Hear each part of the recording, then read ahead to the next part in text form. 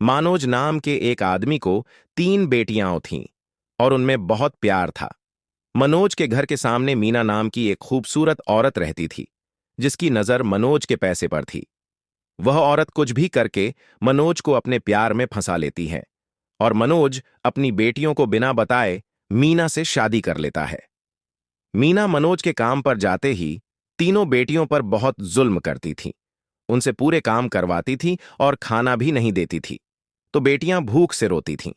उनमें से छोटी बेटी ने अपनी बहनों से कहती, चलो थोड़ा बाहर घूम के आते हैं, ताजा हवा में। तीनों पास के जंगल में जाती है और अपनी मां को याद करके जोर जोर से रोने लगती है। मां, आप कहां हैं? हमें अब पेट भर खाना भी नसीब नहीं होता। यह कहकर तीनों रोने लग जाती हैं। पास ही में एक मंदिर था जहां गणेश जी की पूजा होती थी। एक आदमी गणेश जी की पूजा कर रहा था। वह लड़कियों के पास आता है और पूछता है, तुम तीनों क्यों रो रही हो? और वो तीनों उस आदमी को सब कुछ बताती हैं। वह आदमी उन लड़कियों को एक सेब का पेड़ दिखाता और कहता है, तुम्हें जब भी भूख लगे तो यहां आकर सेब खाया करो। तीनों लड़कियां रोज घर का काम करके जंगल में सेब खाने जाती थीं। एक दिन मीना सोचती हैं, मैं लड़कियों को खाना भी नहीं देती, फिर भी ये इतनी तरोताजा कैसे? फिर एक दिन मीना उन लड़कियों का पीछा करती है और देखती है कि वो तीनों रोज यहां से सेब तोड़कर खाती हैं और वो आदमी भी उन्हें नहीं रोकता। मीना घर जाती है और सोचती है, अब इनका सेब खाना इसे बंद करूं। इतने में ही मनोज आता है।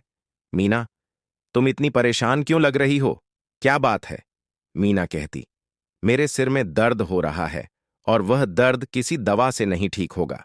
मनोज पूछता है, फिर कैसे सिर दर्द ठीक होगा? तुम बताओ, मैं सब कुछ करूंगा। मीना बोलती हैं, पास ही के जंगल में एक सेब का पेड़ है, उसे तोड़कर उसकी जड़ों को उबालकर काढ़ा पीने से मेरा सिर दर्द ठीक होगा। मनोज बोलता है, बस इतना ही। मनोज कुछ लोगों को पैसे देकर उस पेड़ को तोड़ देता है। मनोज घर जाता है और उस पेड़ की जड़ों को उबालकर काढ़ा बनाकर मीना को पिला देता है। मीना मन ही मन खुश होती है और सोचती है, अब ये तीनों क्या करेंगी? अब तो पेड़ भी नहीं है। और अगले दिन तीनों लड़कियां जंगल में जाकर देखती हैं कि पेड़ कट चुका है और रोने लगती हैं। वह आदमी फिर आता है और लड़कियों को बोलता है, अगर भगवान ने ऐसा किया है तो यकीनन भगवान कुछ बेहतर ही देगा। ऐसा कहकर वह आदमी उन लड़कियों को एक जादुई रजाई देता है। उस पर जो भी खाने की चीज मांगो वह मिल जाती है और ऐसे ही कई दिन बीत जाते हैं। मीना फिर सोच में पड़ जाती है, ये लड़कियों को मैं खाना भी नहीं देती, फिर भी ये इतनी तंदुरुस्त कैसे? और एक दिन मीना को जादुई रजाई के बारे में पता चलता है।